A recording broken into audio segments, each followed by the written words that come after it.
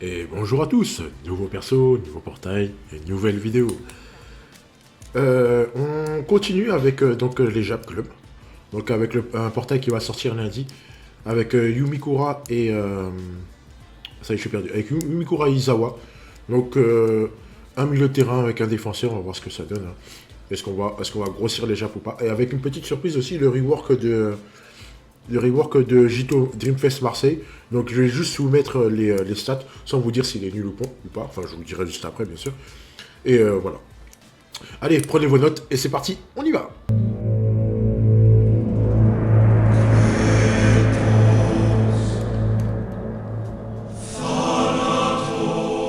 Allez, on attaque avec le premier des deux persos, Yumikura. Ok. Yumikura double poste de type vitesse. Donc pas de nouvelle TS, mais ils ont rajouté le dribble tout en agilité à 545. Donc avec le tag décisif, interception sautée frontale, etc. Donc c'est à vous de voir comment vous allez construire votre perso. Je vous ai mis toutes les TS disponibles qu'il a, enfin toutes ses meilleures TS en tout cas. Ok, n'oubliez pas, il y a 8 TS hein, cette fois-ci. Donc bref. Allez, le passif principal, 5 Asie de type vitesse à 28%. Ok, c'est bien, c'est une très bonne chose. C'est une très bonne chose. Il peut rentrer dans une team Asie, donc enfin, vous pouvez rajouter le leader ski pour votre team Jap. Tranquille. Le principe principal, super sub, 30%, donc il rentre en mi-temps ou en prolongation, il va prendre 30%. Constant, tout le match, tout poste. Pas de problème de ce côté-là. Ensuite, les achats, avantage au score, ou en cas d'égalité, il prendra 10%. Ouais, ok, c'est bien. C'est bien. Ensuite, le stimulus attaque AMO, donc s'il gagne son duel, 5% pour les attaques AMO pour la prochaine commande. Ok, c'est très très bien. Le scellement de TS, 2 scellements de TS à 60%. C'est un peu plus de la moitié, donc ouais. Quand ça proc, c'est bien, quand ça proc pas, bah tant pis, hein. Tant pis, voilà. Et enfin, le petit boost joueur club 3%. Alors, lui aussi, enfin lui aussi, je me fie à ma dernière vidéo, hein. Lui aussi, on a tendance à se poser la question, est-ce qu'on va doucement vers une Jap Club. Donc je pense qu'on peut raisonnablement se dire oui. Il y en a quand même pas mal qui sont intéressants, entre Tsubasa, Genzo, Misaki, on a aussi Nita aussi qui est pas mauvais. On peut s'attendre aussi à un Yuga Juve avec une TS étoilée qui peut arriver. Il y a Shingo Inter qu'on n'a toujours pas vu, qui peut arriver avec une TS étoilée également. On a le rework de Jito aussi qui est pas mal. Voilà. Il y a un peu de tout ça. Il y a Izawa, il y a Urabe, voilà. Voilà. Vous avez aussi Ishizaki. Il commence à se dessiner une équipe Jap Club. Donc après à voir si elle sera potablement jouable ou pas. Bref. Donc oui, le joueur est playmaker, le joueur est polyvalent. Le double scellement peut aider énormément. Surtout que là, quand on commence à rencontrer de moins en moins de joueurs qui ont double anti-scellement. Voilà. Donc ouais, c'est bien. Malheureusement pour lui, en fait, le passif désir de victoire, c'est bien, mais quand tu l'as pas, en fait, t'es niqué, en fait. Parce qu'en fait, si t'es mené au score, en fait, tu fais pas rentrer. Et si t'as besoin de ce mec-là, c'est très très très compliqué. Voilà. Si t'as besoin de lui, ça se complique. En fait, ta tâche se complique très très vite. Donc voilà, c'est un passif qui est... en fait, faut être sûr de dominer ton adversaire pour dire que tu vas le faire rentrer, quoi. Sinon bah, t'es cuit. T'es cuit cuit. Voilà. Je suis pas... En fait, je suis toujours pas convaincu par ce passif-là, en fait. Je suis pas convaincu par ce passif-là parce que c'est pas un joueur que tu vas faire rentrer pour faire basculer le match, en fait. Voilà. C'est juste pour faire genre, ouais, t'es bon, allez, tu fais rentrer le petit jeune et puis voilà. Voilà, après le jouet MOMD, oui, mais le problème c'est qu'il est scellable. Le problème c'est que tu peux le sauter. Donc voilà, c'est compliqué. C'est compliqué, ce jour-là est un petit peu compliqué. Allez, on passe au suivant. Izawa triple poste. MOMDDF, d'accord, de type rouge, type force. Donc 1176 de stab, c'est très très peu. Il arrive avec une nouvelle TS d'interception à 552, c'est bien. C'est bien, donc, comme d'habitude, je vous ai mis toutes les meilleures TS. Il revient aussi avec son meilleur tacle. Son meilleur tacle, c'est bien. Il va falloir que vous ayez récupéré la passe perforante sur je sais plus quel autre Izawa. Comme d'habitude, je vous ai mis les meilleurs TS à mettre en place. À vous de voir comment vous allez construire votre perso, comme d'habitude. Le leader skill, pardon. 5 clubs de type force. Ça commence à faire beaucoup. On commence à avoir beaucoup de clubs de type force entre tous ceux qui sont sortis là récemment, entre les Schneider, Levin, Shunko, Zino, etc., etc. Il y en a beaucoup. Hein. Il y en a beaucoup. Il y a le Schmidt, le Eric Schmidt, je crois. Non, c'est Kevin Schmidt. Kevin Schmidt, il y a aussi Marcelo. Enfin bref, il y en a beaucoup. On peut quasiment se faire une full team club rouge. Donc ouais, quand ça commence à faire beaucoup. On commence à en voir beaucoup. Le passif principal assistance. J'ai pas le taux exact, mais ça devrait être entre 60 et 80%. Donc c'est bien, c'est très très bien. C'est très bien pour son triple poste, c'est bien. Une hotline à 5% pour les joueurs club, donc tous les joueurs club, donc défenseurs compris. Donc c'est bien. Pardon. Mettre de la bonne lecture 20%, c'est très très bien. On va pouvoir récupérer les ballons plus facilement. L'inter-auto à 60%, c'est pas mal. C'est pas mal. Si on le joue MO, c'est très très pénible. C'est très pénible. Ensuite, résistant. Résistant, est-ce qu'il a plus vocation à être défensif ou pas? Donc c'est bien aussi. Donc plus un joueur à vocation défensive. Avec le résistant, si tu le joues, c'est plus dans l'idée d'être défenseur qu'autre chose, hein, à mon sens. Parce qu'après, tu perds le truc d'un passif, quoi. Tu perds le truc d'un passif. Et enfin, le debuff max à 9%. Ouais. Oui, je dis oui. Je ne peux que dire oui. Alors, le kit est sympa. Triple poste, c'est bien aussi. Mais il est scellable. Si tu fais sauter sa grosse TS, ses grosses TS, c'est compliqué.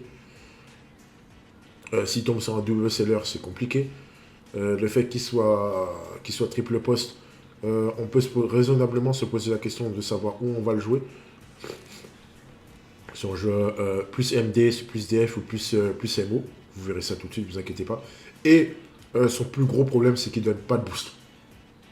Donc il a très peu de chances d'être titulaire. Le comparatif, alors je vous ai mis, vu que il est possible qu'on glisse vers une Jab Club, parce que c'est ce qui apparaît là ce temps-ci. Je vous ai fait la compa avec Misaki, avec la Misaki qui est un des meilleurs meneurs de jeu japonais à l'heure actuelle là. Par rapport à Yumikura, il n'y a pas photo. Il est largement devant et beaucoup plus intéressant en fait. Il est plus intéressant par rapport à son kit. Par rapport à son apport, je le trouve plus intéressant. Voilà. Après, l'un est jouable dans une club, l'autre est jouable dans une JAP RS. Quoi. Vous ne pouvez pas jouer l'un dans l'autre. C'est pas possible, ça passera pas. Voilà.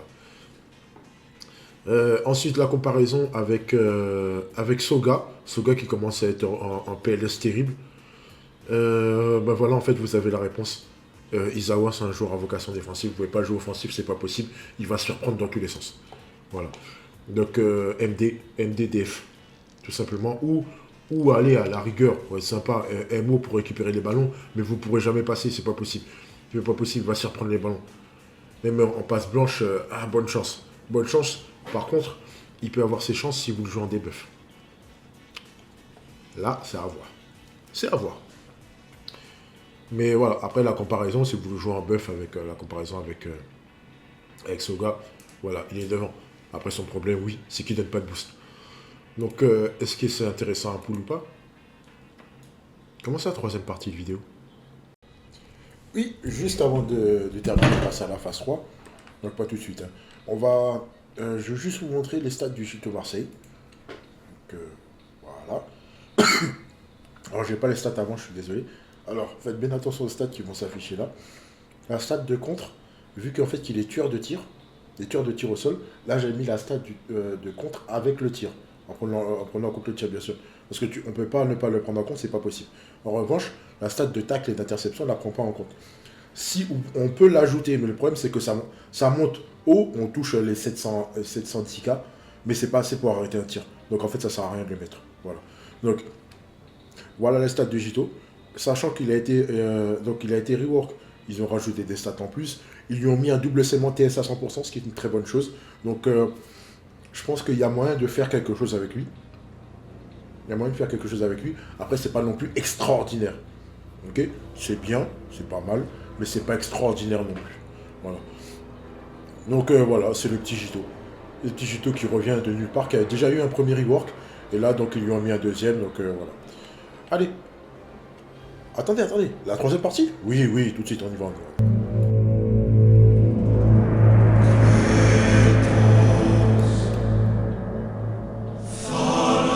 Troisième partie des vidéos. Est-ce qu'il faut poule? Alors, donc, vous avez vu, on va mettre de côté Jito pour le moment parce que Jito c'est très particulier vu que son, son rework est pas mal par rapport à son kit.